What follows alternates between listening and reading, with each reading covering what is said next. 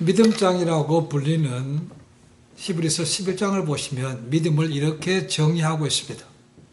믿음은 바라는 것들의 실상이요 보지 못하는 것들의 증거니라고 되어 있습니다. 다르게 표현하면 믿음은 바라는 것들에 대한 확신이라는 겁니다. 그리고 보이지 않는 것들에 대한 증거라고 말하고 있습니다. 그러니까 미래지향적이라는 거죠, 믿으면. 우리 부모들은 나는 죄인이고 예수님께서 하나님의 아들이시고 우리 모든 죄를 구원하신 구세주로 믿어서 고백해서 믿는 자들이 되었습니다. 그렇지만 우리가 그 사람의 믿음이 진짜인지 아닌지는 저희는 모릅니다. 정말로 믿어서 구원받은 것인지 아니면 그 믿어서 손해볼 게 없으니까 그냥 빠르게 그냥 건성으로 믿은 것인지 저희는 알지 못한다는 것입니다. 사실 믿음은 보이지 않는 것이 맞습니다. 그런데 복음서를 보시면 예수님께서 내 믿음을 보신다고 하신다고 했습니다. 어떤 경우인가? 누가복음 5장에 보시면 4명이 중풍병자를 침상에 있는 그대로 데리고 지붕을 뚫고 들어온 적이 있습니다. 그것을 보시고 예수님께서 내 믿음을 보신다고 하셨다는 겁니다. 그러나 저희는 잘 모릅니다. 그렇죠? 자, 믿음이라는 것은 그 사람 마음의 결단입니다. 물론 당연히 하나님은 아시지만 저희는 볼 수가 없는 것이죠. 그렇지만 그것이 진짜 믿음이라면 언젠가 반드시 행동으로 드러난다는 것입니다. 그 중풍병자 4명의 친구들이 그 사람을 지붕을 뚫고 데려온 것은 뭡니까? 주님 앞에 가면 난다는 것이죠. 그게 믿음이었다는 것입니다. 그걸 통해서 주님께서 너희 믿음을 본다고 말씀하셨다는 겁니다. 보이지 않는 것이지만 그것이 반드시 행동으로 난다는 것이죠.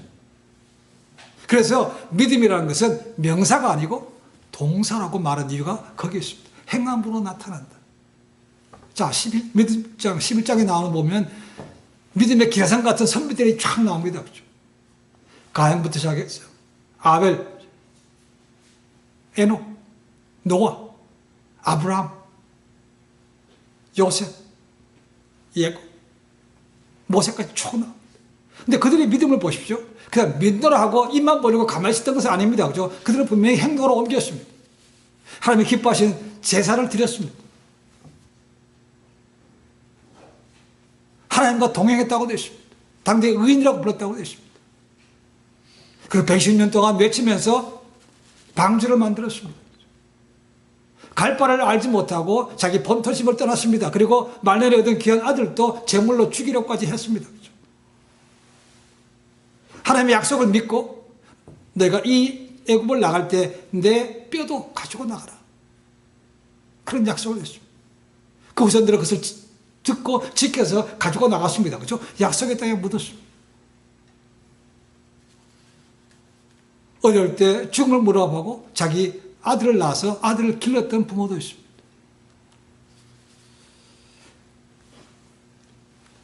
건너지 못할 홍해를 말씀을 믿고 맨땅 지나는 것처럼 걷는 것도 있습니다. 죽을 줄 알면서도 풀무불에 그냥 들어갔습니다. 죽을 줄 알면서도 사자굴에 던지는 것도 두려워하지 않았다는 것이죠. 이것이 그들이 가졌던 진짜 믿음이었다는 것이죠. 그래서 믿음장에 다 기록이 된 것입니다. 믿음으로 행할 때 그때 하나님의 놀라운 역사가 나타납니다. 모든 것이 잘 될 때 믿음 있는 것처럼 행동할 수 있습니다. 그렇죠? 그러나 불확실한 것에 대해서 어려울 때 그때도 변함없이 믿음의 길을, 진리의 길을 가는 것은 쉽지 않습니다. 그러니까 우리는 제가 과거를 통해서 경험토지 않은 것처럼 큰 소리 칠 것은 아닙니다. 그렇죠? 언제 어디로 넘어질지 모르는 그런 자들이라는 것이죠. 위험할 때도 흔들림 없이 갈 수 있는 그것이야말로 진짜 믿음이라고 볼 수 있습니다. 그래서 이런 말을 합니다. 한번 흔들어 보면 그 사람의 믿음의 상태를 알 수 있다라고 말합니다. 근데 프랑스가 낳은 가장 위대한 수도자로 꼽는 사람이 샤를드 드 포코라는 사람입니다. 그 사람 믿음에 대해서 이렇게 얘기했습니다. 하나님을 믿는 자에게 있어서 가장 어려운 것은 하나님을 믿는 것이며 하나님을 믿는 자에게 가장 부족한 것이 있다면 그것은 하나님을 향한 신앙이다. 믿는다고 하는데 믿는 것이 그렇게 어렵다는 것입니다. 맞는 얘기죠, 그렇죠? 우리는 그래서 입술로 그냥 믿습니다라고 합니다. 주여라고 합니다. 될 줄 압니다라고 하지만 실제로 그렇습니까? 마음속에 의심이 있거나 불신한 것이 있는 거죠. 정말로 내 삶에 가장 위기가 왔을 때도 흔들림 없이 바른 길, 믿음을 지킬 수 있는가? 우리가 늘 질문을 던져봐야만 됩니다. 지금은 제가 그런 경우가 없었기 때문에 모릅니다. 그죠?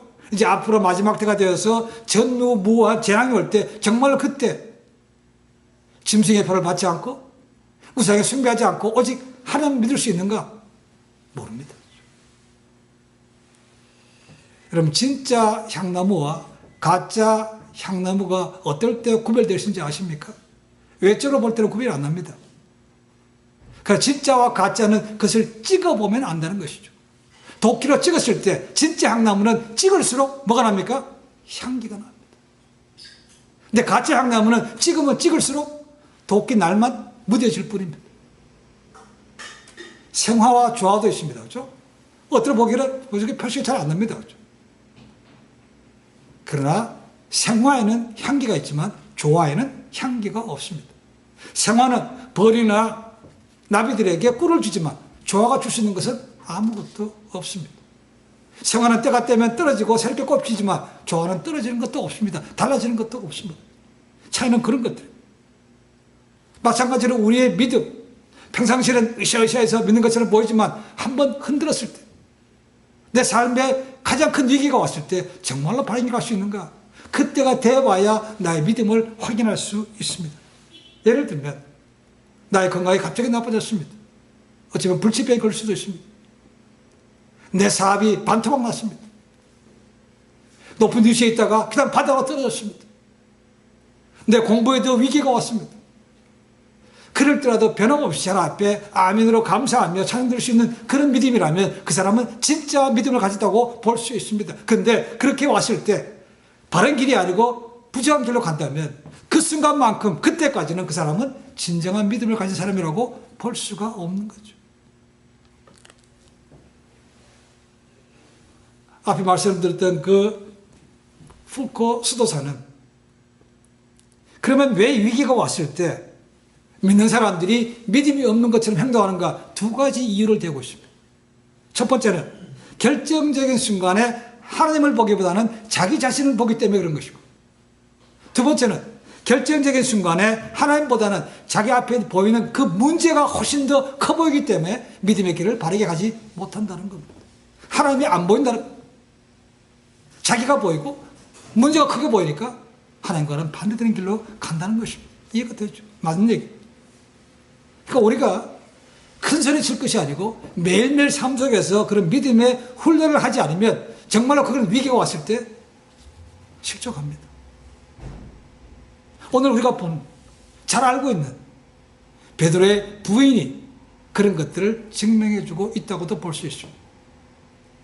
저는 이제 이어서 말씀입니다. 예수님께서 기도하신 다음에 겟세마네 동산에서 유다가 데리고 온 군인들에게 잡혀서 재판을 받습니다. 예수님께서 십자가에 달리신 전까지 예수님은 3번의 재판을 받습니다. 한 번은 전 제사장이었던 안나스로부터, 두 번째는 현 제사장이었던 가야바로부터, 그리고 세 번째는 사형권을 얻기 위해서 빌라도 총독으로부터 3번의 재판을 받습니다. 자, 예수님께서 대상을 받았던 재판은 우리가 잘 아는 대로 불법 재판이었습니다.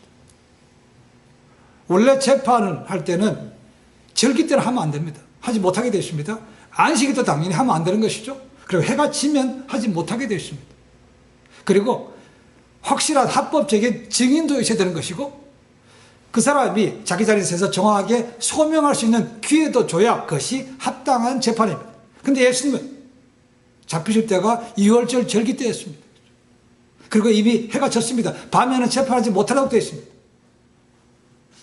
그리고 우리가 받는 거 보면 공관에서 재판받는 것이 아니고 집에서 재판받았다는 겁니다. 이것도 장소도 문제가 됩니다. 그렇죠? 합법적인 증인이 있는 것도 아니었습니다.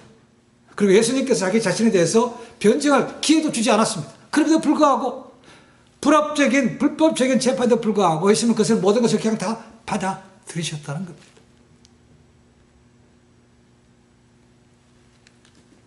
근데 오늘 말씀 보시면 예수님께서 그런 재판 과정에서 있었던 재판 직접 아닌 것이 아니고 재판정 바깥에서 있었던 이야기를 우리에게 전해주고 있습니다.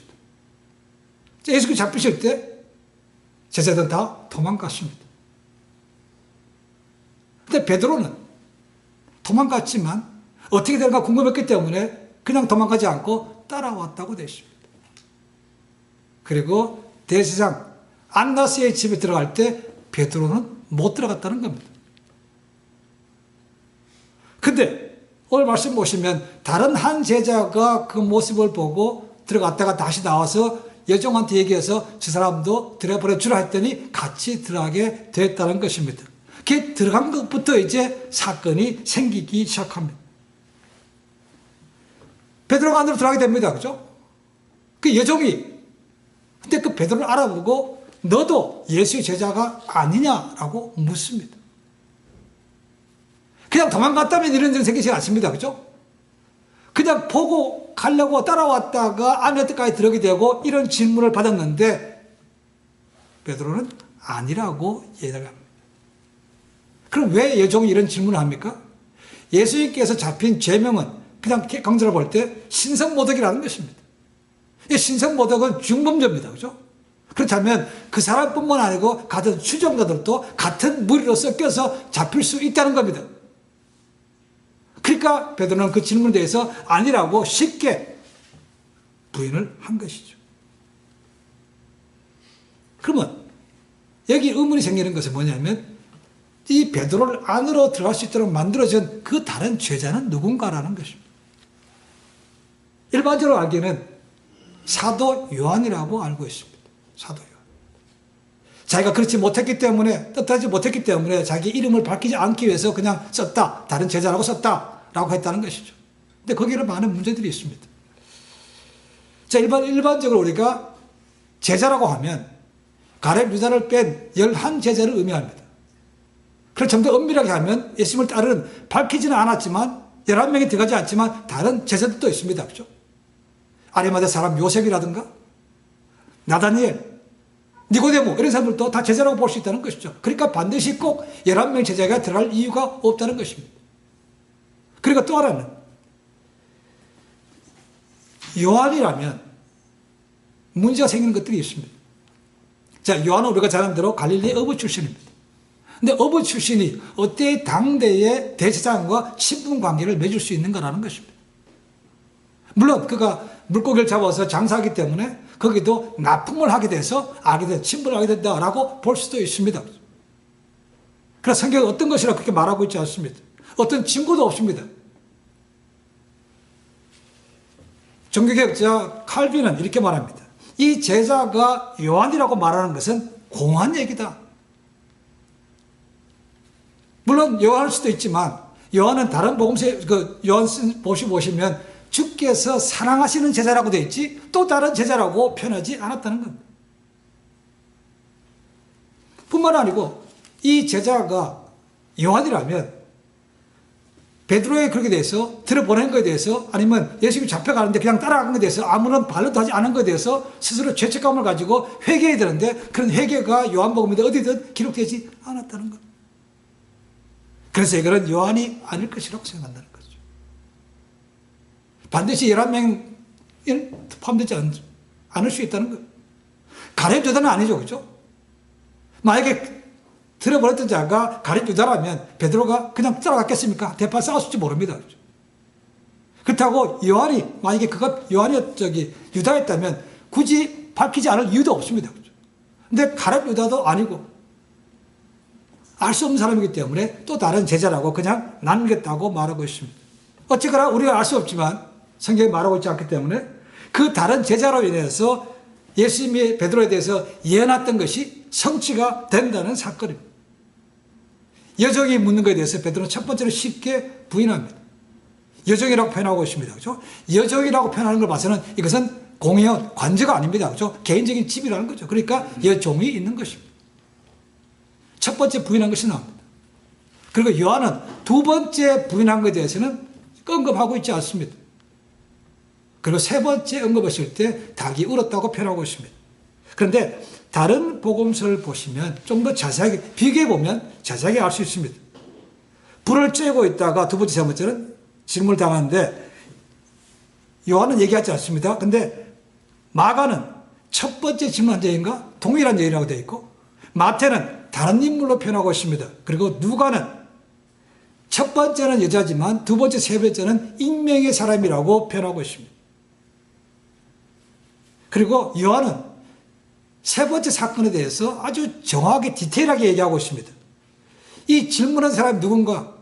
베드로가 귀를 잘라버렸던 말고의 친척이라고 되어 있습니다. 아주 구체적이죠. 여기서 그 사람이 아니면 알 수 없는 얘기입니다. 그렇지만 그러니까 베드로가 해코지했던 그 사람의 친척이기 때문에 아주 강하게 부인할 필요가 있는 것이죠. 그래서 마태복음 26장 74절을 보시면 저주하며 맹세하면서 나는 아니라고 부인했다고 기록하고 있다는 겁니다. 그래서 세 번째 되는 것이죠.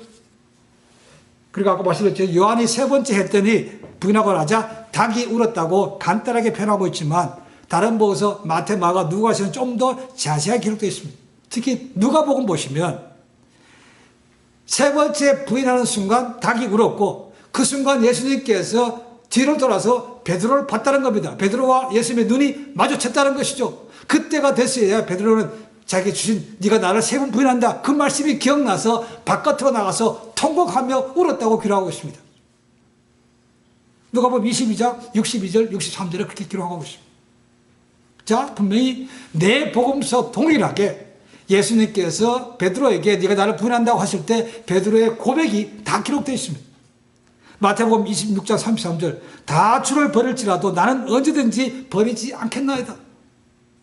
마가복음 14장 31절에 보면 내가 주와 함께 죽을지언정 주를 부인하지 않겠나이다. 누가복음 22장 33절 주여 내가 주와 함께 오게도 죽는데도 가기를 준비하였나이다. 요한복음 13장 37절 주여 내가 지금은 어찌하여 따를 수 없나이까 주를 위하여 내 목숨을 버리겠나이다 라고 얘기합니다. 다른 제자들은 그럴지라도 나만은 절대로 안 그렇다고 큰소리 빵빵 쳤다는 겁니다. 그때 그랬던 베드로가 너무나 쉽게 무너졌다는 겁니다. 여종이 너도 그 사람이 아니냐 했을 때 쉽게 아니라고 그냥 부인했다는 겁니다. 나는 몰라.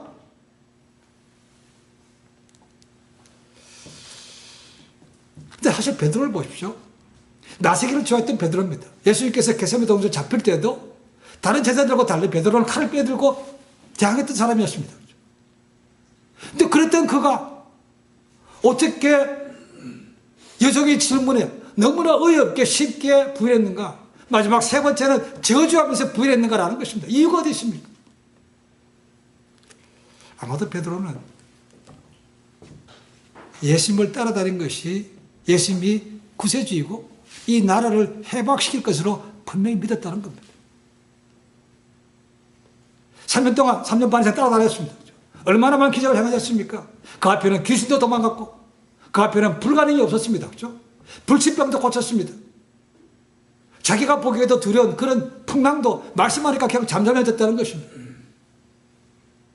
그리고 심지어는 죽었던 나사로도 살릴 모습 봤습니다. 그러니까 이분이라면 분명히 로마에서 우리를 해방시킬 준비되라고 믿었다는 것이죠. 그렇게 되면 그 제자들의 리더인 나도 그거 한 자리 한다는 것입니다. 그런 기대가, 그런 꿈이 머릿속에 항상 있는 거죠. 그런데 겟세마네 동산에서 너무나 쉽게 예수님께서 잡히시라는 것입니다. 그 순간에 뭡니까? 야, 이게 꿈이 깨졌구나. 꿈이 깨지고 나니까 여종이든 누구든 관계없이 실명에 대해서 나는 몰라. 나는 그게 아니야 라고 딱 잡아 떼을 수밖에 없었다는 거예요. 나도 살아보자는 것이죠. 아마 베드로 가지고 있었던 그런 생각은 베드로뿐만 아닙니다. 그렇죠? 그 당시에 살고 있었던 모든 유대인들이 가지고 있었던 메시아 대망사상이 그런 겁니다. 메시아가 오시면 모세와 같은 사람으로 기억한다는 것이죠.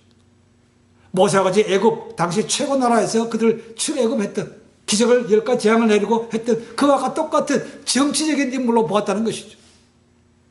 구세주인 것은 분명히 맞습니다. 그죠? 그런데 방법은 다른 것이죠. 베드로가 원했던 것은 힘으로 뒤엎어서 해방시키는 것이고, 예수님은 뭡니까? 자기가 대신 죽어서 세상을 구원하는 방법이었다는 것입니다. 그러니까 자기 방법이 아닌 것이죠.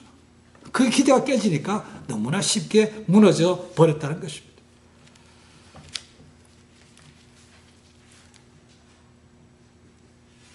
베드로가 세 번째 부인했을 때 복음서에는 공일하게 닭이 울었다고 되어 있습니다. 전승에 하면 새벽에 닭이 울 때마다 베드로는 펑펑 울었다고 얘기합니다. 물론 주님을 배반했던 그 사건이 기억나서 울었겠지만 그냥 단순하게 그걸로 후회하는 것으로 끝인 울음이 아니었다는 것이죠. 그런 그 닭이 울 때마다 마음을 새롭게 했다는 것입니다. 자기 영혼을 깨우는 소리로 들었다는 것이죠. 그랬으니까 그는 예수님의 부활하심을 보고 나중에 목숨 걸고 복음을 전합니다. 그리고 로마가 불타고 로마가 많은 사람들을 핍박할 때 베드로도 같이 도망갔습니다. 그죠? 근데 도망하다가 주님을 만났죠. 그죠? 주여 어디로 가시나 하니까 코바디스 도미네라는 말이 거기서 나온 거죠. 그죠? 그래서 나는 네가 버리고 난 로마로 간다 그랬더니 베드로가 다시 로마로 죽을 줄 알면서 들어갔습니다. 그리고 잡혔습니다. 그리고 십자가형을 언도받습니다. 베드로가 뭐라 합니까? 우리 주님이 십자가에 못 박혔는데 내가 그와 똑같이 될 수 있는 거라고 나는 그 대신 그렇지 못하고 십자가에 거꾸로 박아달라. 그래서 십자가에 거꾸로 못 박혀 죽었습니다. 이것이 그가 믿음이 회복된 것이라는 거죠.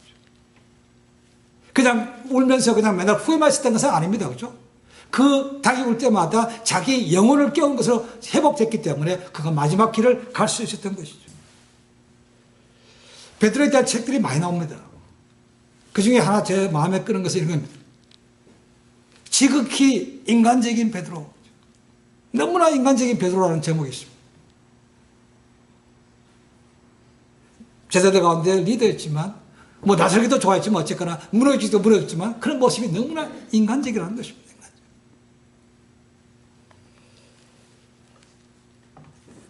그럼 우리도 그렇지 않습니까? 라는 거죠. 잠깐 언급했습니다. 베드로가 그냥 도망갔으면 다른 제자들처럼 도망갔으면 예수님의 예언은 이루어지지 않습니다. 그렇죠? 그리고 세 번 부인하는 그런 일을 당하지도 않습니다. 따라갔다는 것이죠. 근데 그 복음서에 보시면 베드로가 적당한 거리를 두고 따라갔다고 되어 있습니다. Followed him in a distance라고 되어 있습니다. 적당한 거리. 너무 가까이 가면 들킬까 봐 그렇고 너무 멀리 가면 안 보일까 봐 그렇고 적당한 거리를 두고 갔다는 것이죠. 여러분 신앙이 이 적당이라는 말은 좋습니다. 그죠? 적당히 해. 알맞게 하는 것이지만 적당히 하다 보면 신앙생활이 쉽게 무너질 수 있다는 것입니다. 적당히. 열정이 있어야 되는 것이지 적당히 하면 그것이 우리로 하여금 베드로처럼 쉽게 무너질 수 있게 만들어 준다는 것.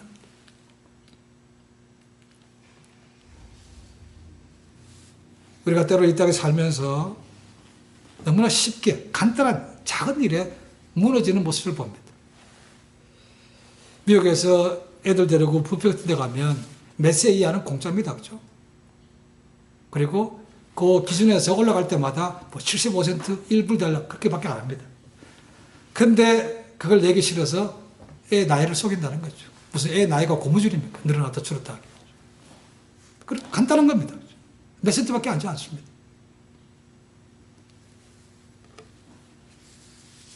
제가 유치했을 때 들었던 것도 그런 것들입니다. 골프장 같은 데 가면 시니어 레이시 있습니다. 근데 자기는 시니어가 아니에요. 근데 보기에 머리도 많이 좀 벗겨졌고 또 시니어들하고 같이 치면 자기도 그냥 시니어라고 얘기하고 그냥 디스카운트 받는답니다. 많이 차나는 것도 아닙니다. 2불에서 4불 정도 차이 나고. 그래서 LA 같은 데서는 시니어라고 하면 한국 사람이 와서 얘기하면 신분증을 확인한다고도 얘기합니다. 여기 와서는 제가 맥도날드 거의 가지 않았습니다. 맥도날드 같은데 운전할 때 되면 거기다 맥카페에 가면 그 커피가 있습니다. 99센트입니다. 지금 더 올랐는지 모르겠습니다. 근데 시니어들은 50센트였습니다. 제가 유태했을 때. 토요일 같은데 아침 기대 마치고 커피 마시러 가면 시니어들은 다 50센트 밖에 안 됐습니다. 그리고 무한 리필입니다.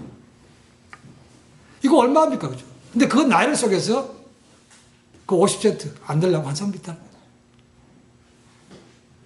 미국 신문에 난 것도 봤습니다. 동부 지역에서는 한인분들이, 나이 드신 분들이 모여서 맥카페에 가서 싸게 먹고 계속 리필하면서 나가지도 않았다는 것이죠. 그래서 매장에서 쫓아냈다. 그래서 인종차별하고 뭐 신문에 난 것도 봤습니다. 이런 간단한 것입니다. 사소한 것 때문에 우리의 신앙을 팔아먹을 때도 있는데 정말 내 삶에 큰 위기가 온다면 그때는 믿음의 길, 바른 길 갈 수 있겠습니까? 장담 못합니다.